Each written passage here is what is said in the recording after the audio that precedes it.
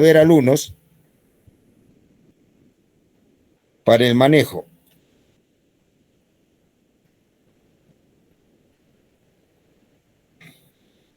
Un ratito.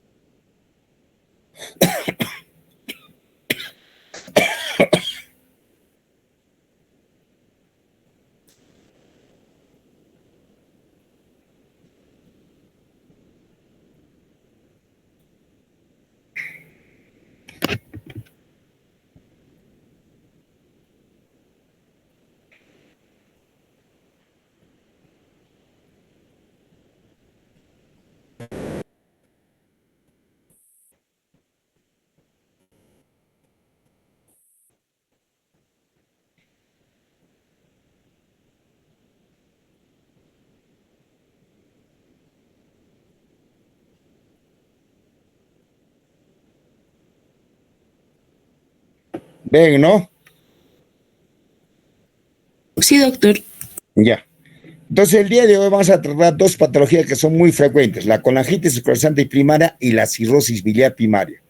Para que sepan ustedes y tengan una idea más precisa de que estos son enfermedades autoinmunes, que no se ha determinado cuál es la causa, pero sí tienen un punto de vista genético que van a ocasionar estas enfermedades. La colangitis esclerosante primaria se presenta más frecuentemente en varones, es lo que tienen que saber. Y la cirrosis biliar primaria se presenta más en mujeres. Doctor, pero también puede presentarse en mujeres, claro que sí. ¿Me entiendes? La colangitis, pero es mayor frecuencia y con mayor incidencia se presenta la colangitis esclerosante primaria en varones. Por eso acá dice, generalmente en la presentación de esta enfermedad es alrededor de los 30 a 45 años, más que todo en una relación de 2-1, más predominantemente en varones, en hombres. La supervivencia, generalmente de 10 a 12 años al diagnóstico, cuando se ha determinado.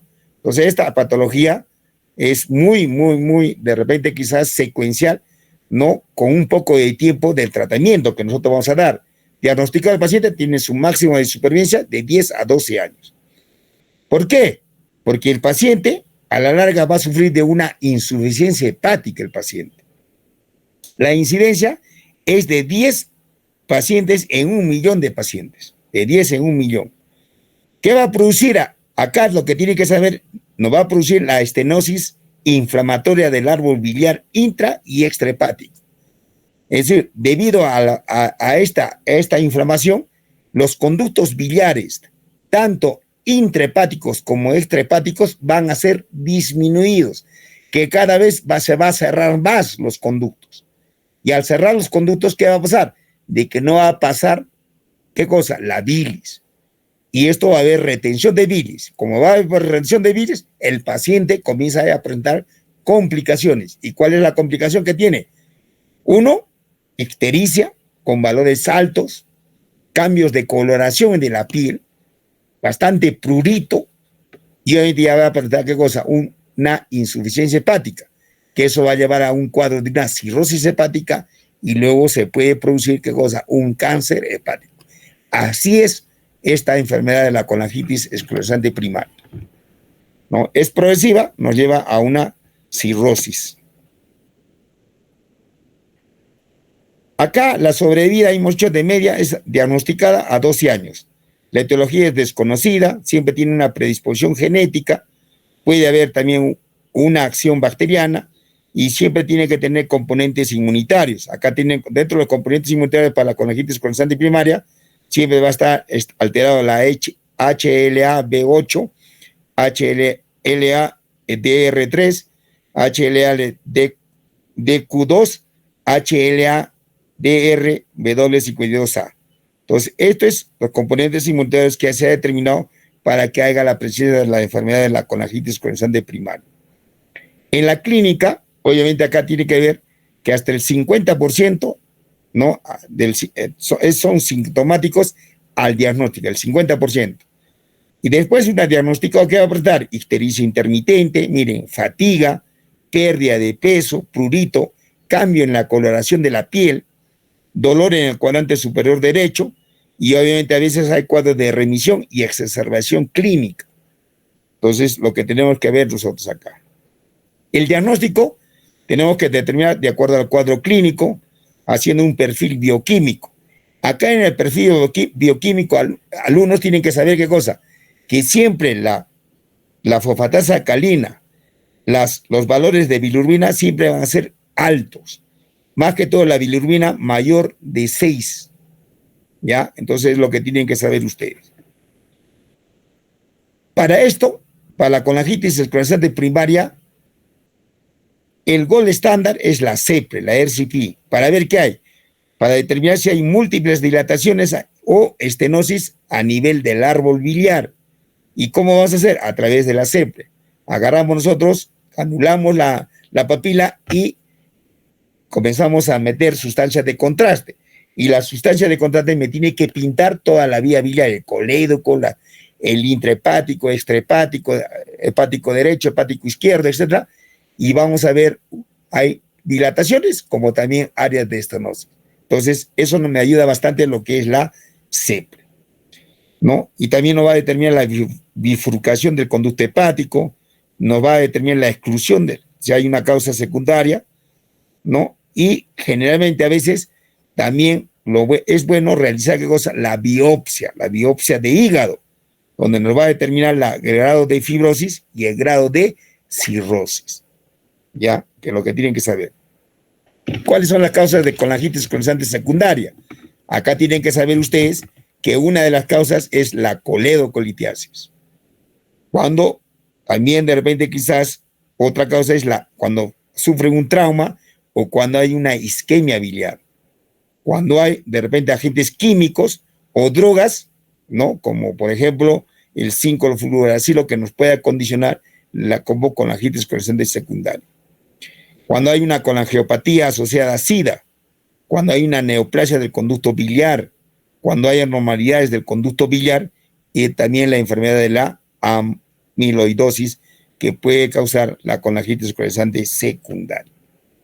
Los marcadores que nosotros vamos a pedir justamente para catalogar esta enfermedad, pedimos qué cosa, la fosfatasa alcalina, siempre vamos a encontrar, miren, valores mayores de 3 a 4 veces. La fosfatasa alcalina, el máximo valor que tiene, por ejemplo, es más de 110, 120, pues ya ustedes saben cómo. Las bilirrubinas generalmente van a estar elevadas en etapas avanzadas, ¿no? Acá tenemos que pedir ya anticuerpos citoplasmáticos antineutrófilos, anticuerpos anticardiodipinas, anticuerpos antinucleares, por ejemplo, que es lo más frecuente que tenemos que pedir. Acá ustedes van a ver estudios de imagen, miren ustedes el pulsor y van a ver, mira, dilataciones y estenosis del árbol biliar. Entonces acá me indica obviamente que hay presencia ya de la enfermedad de la esclerosis, de la colangitis esclerosante primaria. ¿Por qué? Porque va a producir estenosis multifocal a través del árbol biliar, tanto va a ser combinados con segmentos de conductos dilatados. Obviamente la estenosis pueden variar, miren, de 1 a 2 milímetros hasta centímetros. Entonces, eso es lo que nos va a ocasionar este tipo de enfermedad. Generalmente el 5% de todos los pacientes con colangitis esclerosante primaria generalmente afectan a pequeños conductos. A los más pequeños afectan. Acá con la colangiografía normal, pero enfermedad hepática digestable de acuerdo al perfil bioquímico y también histológico. La ultrasonografía nos ayuda bastante para evaluar los conductos biliares, si hay o no hay dilataciones, si hay o no presencia de litos o cálculos, o cómo está el parénquima hepático, si hay o no hay cirrosis. La tomografía también va a ser que es un examen que nos va a ayudar para determinar las características morfológicas del hígado para la cirrosis. Obviamente si hay una linfoadenopatía perial, que es lo más común, ¿no? Y si hay un hallazgo aislado, no hay evidencia de enfermedad metastásica. Acá lo que tienen que saber, y esta es pregunta de examen dentro de la patología, los conductos afectados están rodeados de capas de tejido fibroso, claro que sí, e inflamatorio, que semejan generalmente a una piel de cebolla, que tienen que saber ustedes. Miren acá, estadio 1, portal, estadio 2, periportal, estadio 3, no sectal, y estadio 4 cuando es paciente cirrótico.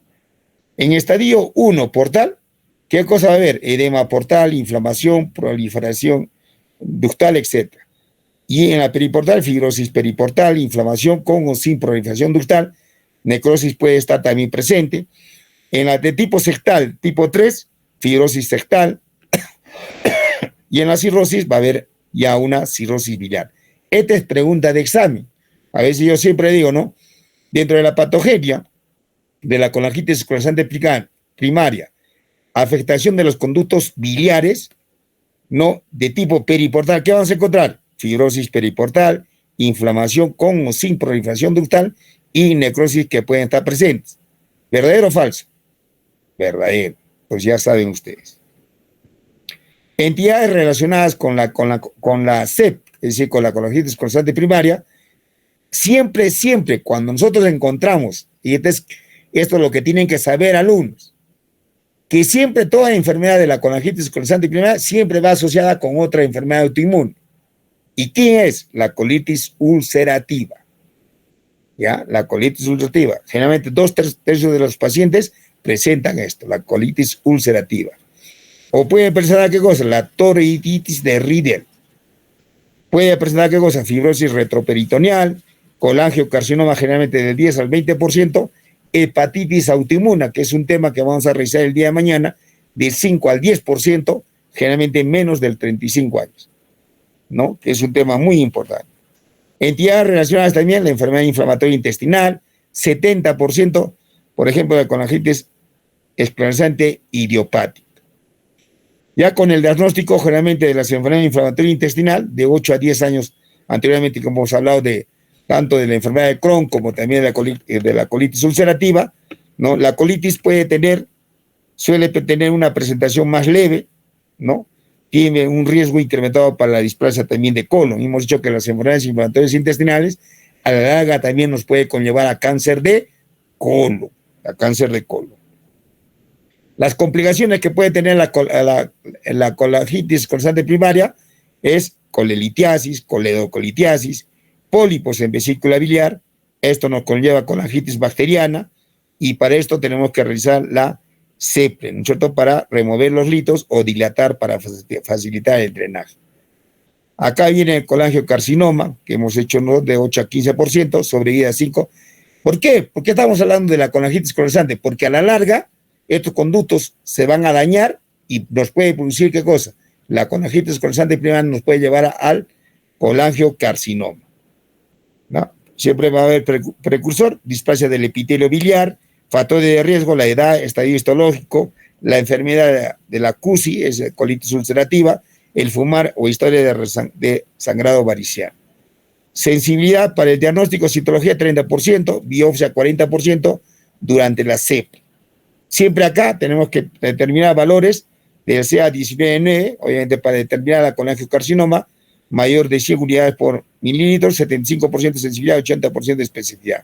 También nos ayuda bastante la ultrasonografía endoscópica, etcétera, y la evaluación de los ganglios para el metástasis. Acá lo que tienen que saber ustedes, el tratamiento, ¿no?, de acuerdo a Wood y Cucheri, obviamente la sonda en T, hacer con tratamiento de esteroides, hacer lavado y drenaje que podrían revertir al paciente, y obviamente hacer también a veces anastomosis entérico-biliares.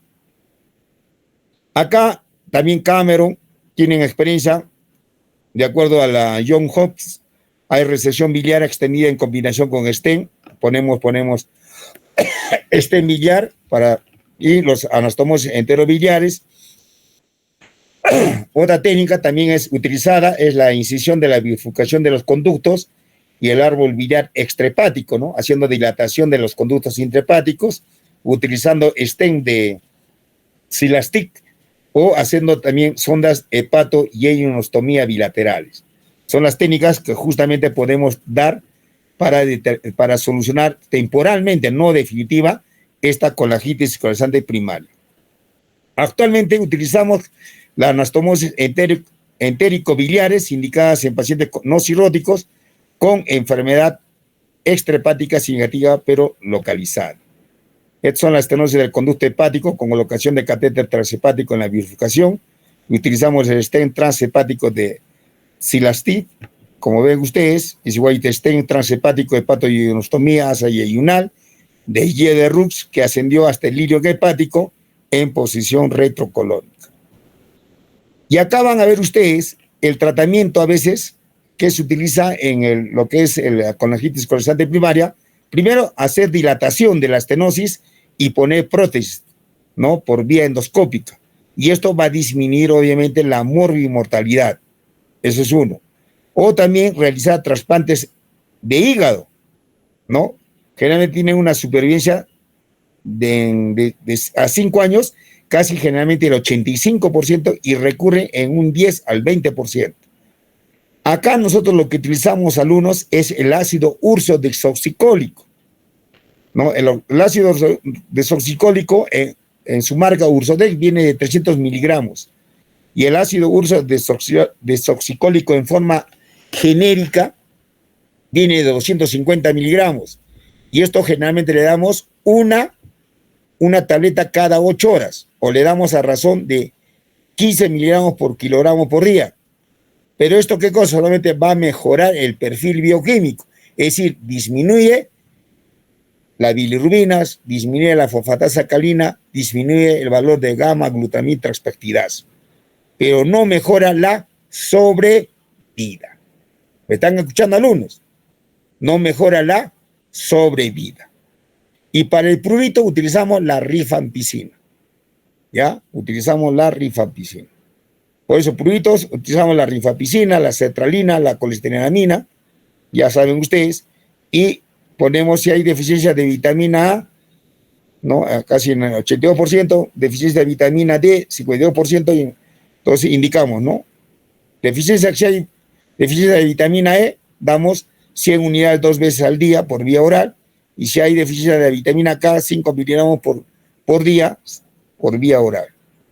No, eso sería todo con respecto a la colangitis esclerosante primaria, que es corto, ya saben cómo es el manejo y cómo es la presentación. Entonces, generalmente estas enfermedades causan daño a nivel del árbol biliar, es decir, disminuyen el tamaño, afectan el tamaño. Y por ende, obviamente, el paciente se va a complicar cada día más y más y más.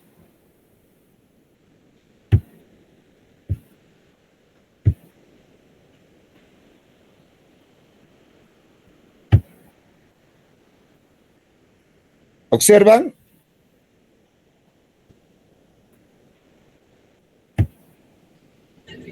¿Están viendo algunos? Sí, doctor. Sí, doctor. Ya, este es el último tema para que ustedes estén más tranquilos. Lo que vamos a hacer el día de hoy, y es el último tema, y lo vamos a hacer más rápido, es la cirrosis biliar primaria, que también es igualito, es casi semejante. Entonces, ¿dónde se presenta mayor esta patología? Es justamente en el sexo femenino, en mujeres, ¿ya? En mujeres.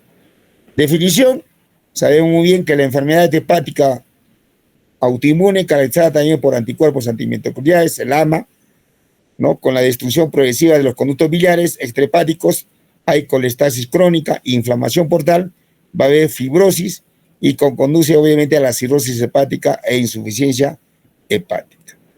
Por lo tanto, la cirrosis biliar primaria es una enfermedad crónica, progresiva del hígado, que generalmente está causada por una paulatina destrucción de los conductos biliares intrahepáticos, ¿ya? Su causa es desconocida, generalmente aparece a una reacción del sistema inmune y de defensa contra el propio hígado. Esta es una reacción autoinmune, quizás generalmente producida por agentes externos en personas predispuestas. La lesión de la enfermedad de la cirrosis biliar primaria, alumnos, se inicia alrededor de los conductitos biliares intrahepáticos, es decir, en los conductos más pequeños. Ahí se inicia la enfermedad, de pequeño a mediano calibre, y que determina la obstrucción al flujo biliar. Entonces, cada vez se va cerrándose cada vez más y más. Por lo tanto, en la cirrosis biliar primaria, alumnos, ¿qué vamos a encontrar? O es una enfermedad colestásica del adulto. Hay colestasis, es decir, que no va a circular bien la bilis. Es una hepatopatía crónica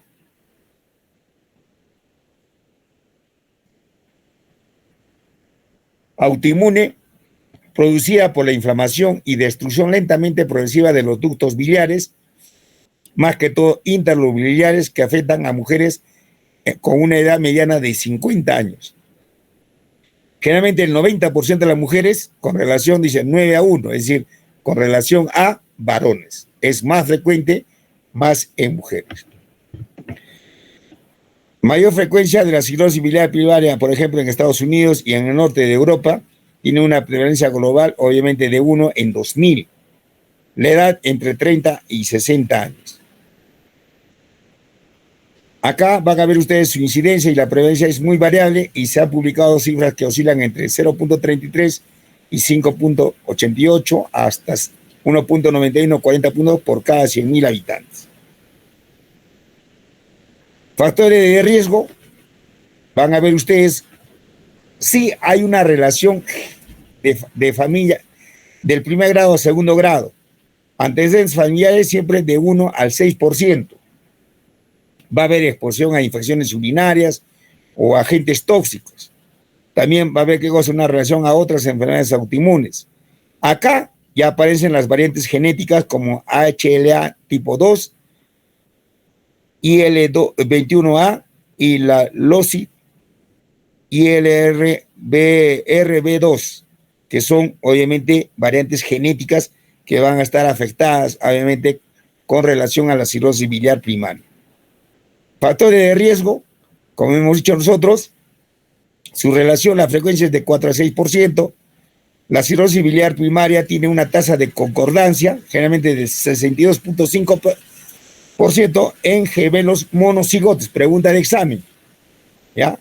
De 62.5% con una relación, tiene una relación con gemelos monocigotos de cualquier enfermedad autoinmunitaria. Generalmente acá vienen lo más que tienen que saber ustedes. La prevalencia de los AMA, es decir, del examen bioquímico AMA, del marcador AMA, en familiares de primer grado en pacientes con cirrosis biliar primaria es de 13.1%. ¿Qué significa, alumnos? Si yo veo que una paciente acude a mi consultorio con ictericia marcada, baja de peso, obviamente, ¿no? Cambio de coloración, ya no es una coloración maranquecina, sino media negruzca, y le solicito su hemograma, su perfil hepático, todo, y me sale alterado, y le solicito también, ¿no?, el examen del AMA, y me sale positivo, ya tengo el examen 100% seguro. El AMA es el que me va a indicar si hay o no hay cirrosis hepática. ¿Me han escuchado, alumnos? Sí, doctor. ¿Alumnos? ¿Me han escuchado? Sí, doctor. Ya, entonces el AMA es el que me va a dar, no, la seguridad que si me sale positivo es ya la cirrosis biliar primaria. Va a haber factores ambientales como agentes infecciosos, va a haber virus, va a haber bacterias y sustancias químicas que van a afectar, obviamente, para la aparición de la cirrosis biliar primaria. Factores inmunitarios, tanto los linfocitos T que infiltran las tríadas portales del autoepitópodo de PDC-E2, pero sin embargo no es tan claro por qué el ataque inmune tiene tanta especificidad para el tejido biliar, cuando el objetivo mitocondrial de proteínas están presentes en todas las células nucleares. Todavía no se sabe, no se determina por qué esta predicción al árbol biliar o al epitelio biliar. Esta es la historia natural de la enfermedad de la cirrosis biliar primaria y van a ver ustedes justamente la supervivencia y cómo es el manejo y cómo es la alteración, obviamente, de todo el perfil bioquímico. Y vean ustedes que el AMA positivo nos da ya la presencia de la cirrosis biliar primaria. Condiciones asociadas, obviamente, va a haber a enfermedades reumáticas, generalmente el 70-80%, están asociadas a la esclerodermia, al fenómeno de Raynaud, al síndrome de Sjögren, al síndrome de ojo seco, del 53 al 100%, y a la sarcoidosis. Siempre están relacionadas con otras enfermedades, la cirrosis biliar primaria. También puede haber, ¿qué cosa? A otras patologías con desórdenes gastrointestinales, como disfagia, como hepatitis autoinmune, como también asociaciones entre la enfermedad celíaca y cirrosis biliar incierta, ya que también nos juega un papel muy importante. Factores asociados, también puede ser bien el hipotiroidismo, generalmente están asociados al 18 al 30%, hiperlipidemia, ¿no? Predominante del HDL, calcinosis cutánea, neumonitis intersticial, acidosis tubular, renal, anemia hemolítica, trombocitopenia autoinmune, litiasis biliar, siempre a veces están asociadas al 39%, más que todo de tipo pigmentario, es decir, más que todo en la formación del árbol biliar y en el colédoco, y el uso del esmalte y colorante de pelo asociado que es débil, ¿no? Ya estos son los trabajos que siempre se han asociado, uso de asociación entre la enfermedad de Graves y la cirrosis biliar primaria deben ser considerados como un diagnóstico diferencial. Miren, ya hay estudios también. Y esto es todo el mecanismo de la cascada, justamente para la que se presenta la cirrosis biliar primaria. También cuando es silente, obviamente, cuando es asintomática y cuando es sintomática. En la sintomática, generalmente a veces lo que va a predominar bastante, ¿qué cosa? Va a ser la bilirrubina alta, el prurito y la astenia. Y acá van a ver ustedes con la fase asintomática, es que es en el 60%, siempre la supervivencia, obviamente, de 50-70% a los 10 años, que es lo que tienen que saber ustedes. De igual manera, acá en el estadio preclínico, en asintomático, cuando hay manifestación y cuando hay descompensación, obviamente, de esta enfermedad. Y acá van a ver ustedes las manifestaciones clínicas, van a ver en asintomáticos, generalmente 25 al 61%, que van a presentar, obviamente también astenia, prurito, calcinosis, renio, síndrome de renio, ictericia, santeslasma, esplenomegalia, miren, 15%, arañas vasculares, hepatomegalia, disfagia, osteoporosis, hiperlipidemia y santomas. Entonces, todo esto son manifestaciones clínicas de la cirrosis biliar primaria, ya cuando están en estado avanzado. La estadificación clínica de la cirrosis biliar primaria son asintomáticas, sintomáticas. Acá vamos a ver cirrosis biliar primaria S1, cuando es cirrosis biliar S2. Entonces, acá vamos a ver condiciones ausentes de síntomas, pero cuando nosotros vamos a ver en la cirrosis biliar primaria S1, cuando hay nivel de bilirrubina sérica por debajo de 2 miligramos por decilitro, y cuando asignamos una cirrosis biliar S2, el nivel de bilirrubina sérica es igual o superior a 2 miligramos por decilitro. Por esos síntomas suelen iniciar en personas de edad de 40 a 60 años, generalmente el 90% de mujeres. Existen varias fases, ¿no? La fase preclínica, la fase asintomática, ¿no? En la fase preclínica, obviamente no hay alteraciones en las análisis del hígado. Hoy en la mayoría de los pacientes, 60% son asintomáticos al diagnóstico. En la fase asintomática se caracteriza por alteraciones ya en el análisis que sugieren colestasis, retraso del flujo de la bilis, y acá vas a ver en la fase sintomática que es progresiva, pero a velocidades muy variables. Los síntomas iniciales son más frecuentes la astenia, la debilidad, el prurito, no el picor en cualquier parte del cuerpo, no obviamente también en plantas y palmas, la ictericia, no obviamente, y la coluria, que también va a ser muy frecuente, ¿no? Suele presentar la enfermedad ya en estadio avanzado. Y acá van a ver ustedes la fase terminal, que se caracteriza por la cirrosis descompensada, con sus complicaciones, ascitis, edemas, va a haber hemorragia digestiva, por varices esofágicas, encefalopatía, insuficiencia hepática progresiva y fallo hepático. La cirrosis biliar primaria generalmente puede asociarse a bacteriuria de repetición bacterianas en la orina, acidosis tubular renal y otras enfermedades, ¿no? Como la tiroiditis, la esclerodermia, el síndrome seco, el síndrome de Krebs o la artritis reumatoidea y la enfermedad celíaca. Miren ustedes cómo está asociada generalmente la cirrosis biliar primaria. Criterio diagnóstico, como van a ver ustedes, a la cabeza, hemos dicho nosotros que la cirrosis biliar primaria se puede hacer basado en la presencia de cualquier dos de estos tres siguientes características, ¿no? Los test biomarcadores hepáticos, la bioquímica, la hepática de colestático, la fosfatasa alcalina, ¿no? La gamma glutamitraspeptidasa, ¿no? Siempre elevados, ¿no?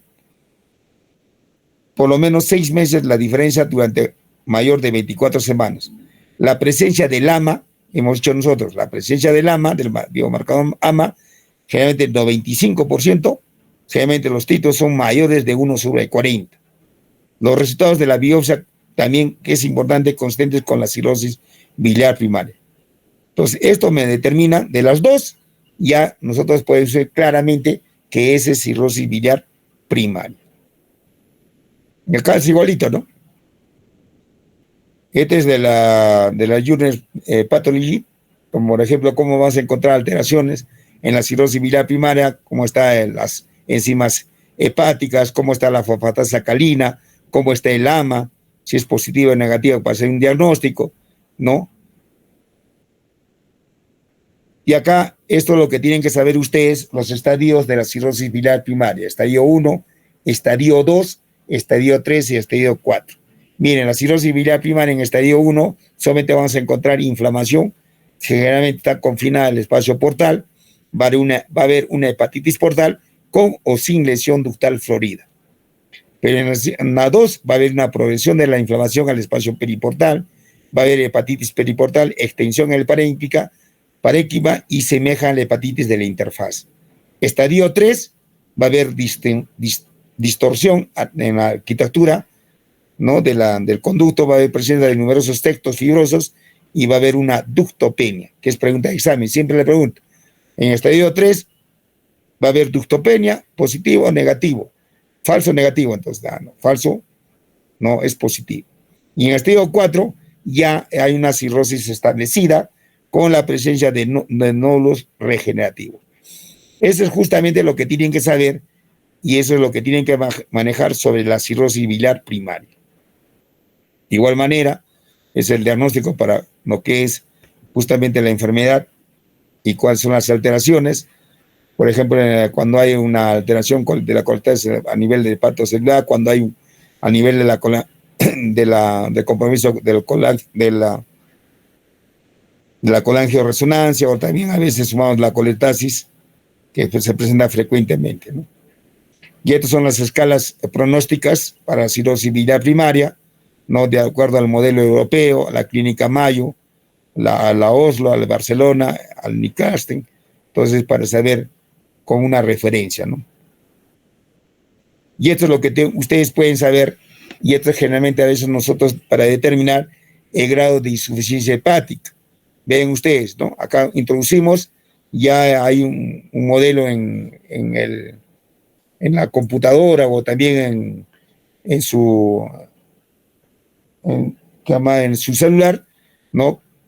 Introducimos nomás la edad del paciente, ¿no? Cuál es el valor de la bilirrubina, cuánto es la albúmina, cuál es el tiempo de protombina, el paciente si tiene o no tiene edemas, si el paciente tiene tratamiento con diurético, etcétera, ¿no? Calcular, ¿no?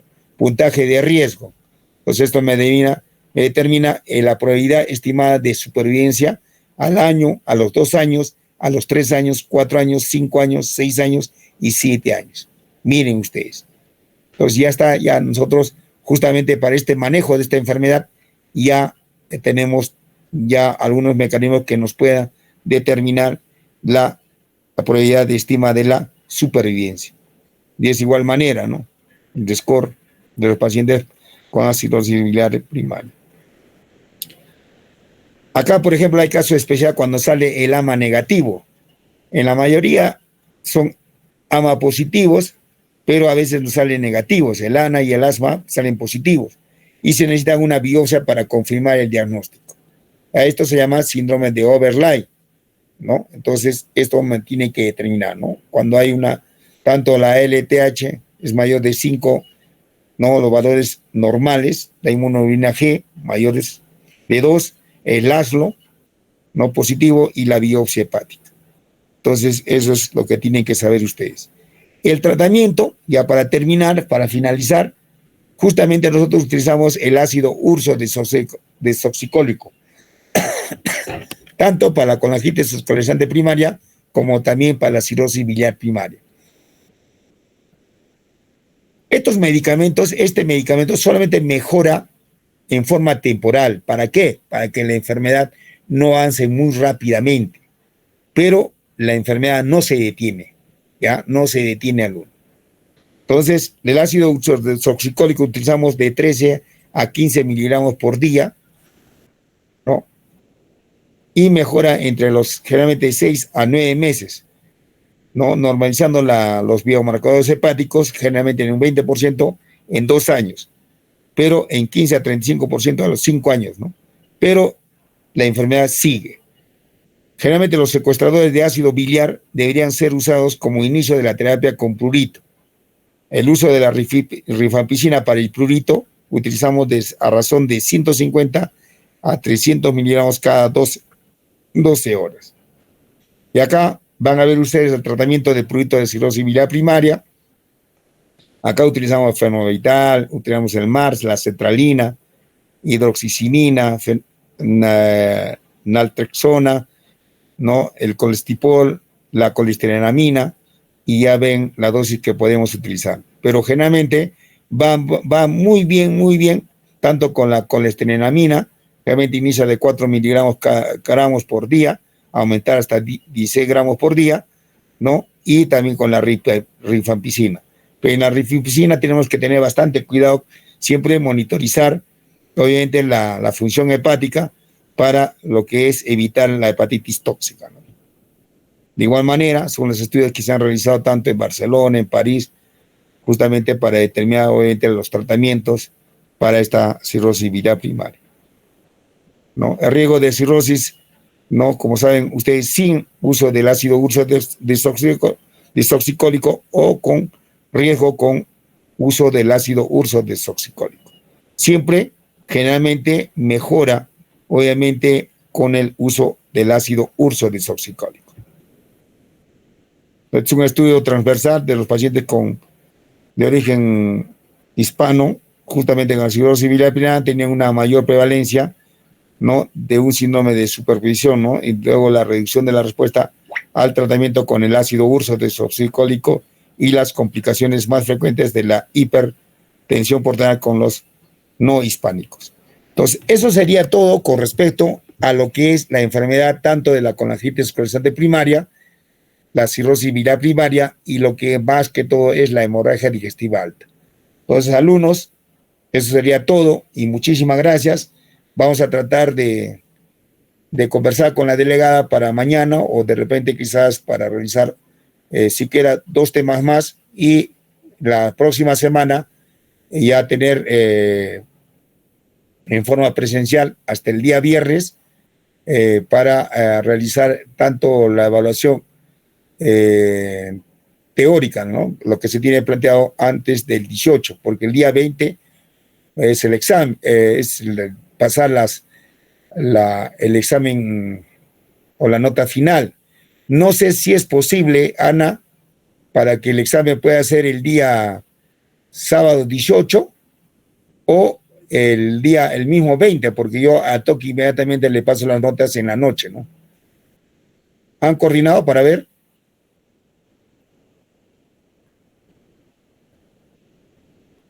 Ana, ¿está Ana? Sí, doctor. ¿Qué posibilidades hay para el día 20? Para el lunes 20.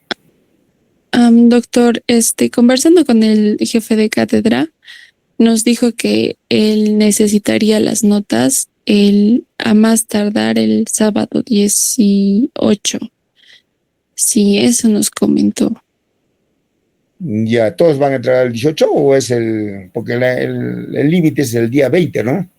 Sí, el límite es el día 20. Sin embargo, el doctor quiere, como todos van a entregar el día 18, tener el día 19 para hacer todos los promedios, ¿no? Entonces sí, todos los doctores van a entregar el 18. Ya.